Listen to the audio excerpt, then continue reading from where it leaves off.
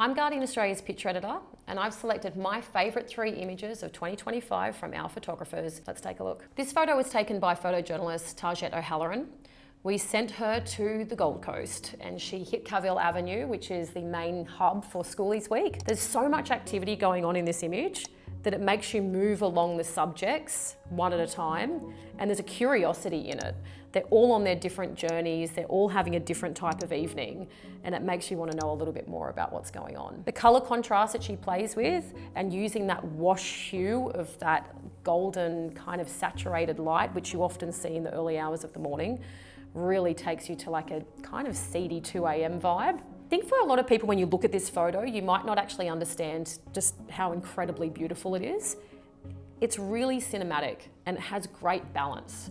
The composition of all the individual unique characters sets an incredible scene that has a cinematic quality to it.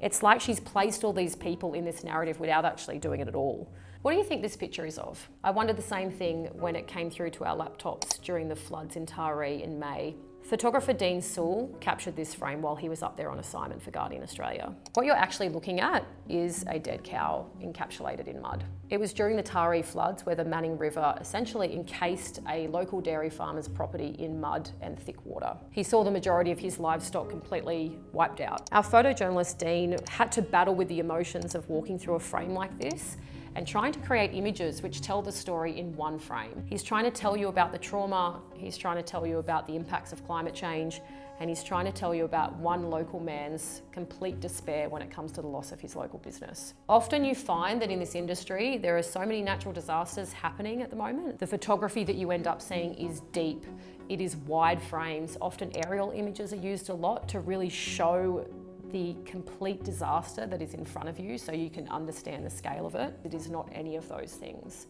This image is really quiet, it's really sad, and it's really harrowing.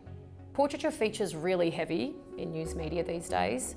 You're often talking to case studies who will drive the narrative. This portrait of Martu man Neil Badu was taken by our photographer Ellen Smith.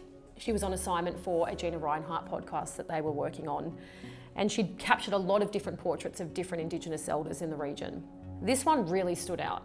I'm hoping that as a viewer, you can see why that is. His eyes are the window to his soul. I know that that is cliche, but if you get a portrait that's like this, with a character like this, staring at you like this, it's really hard to look away.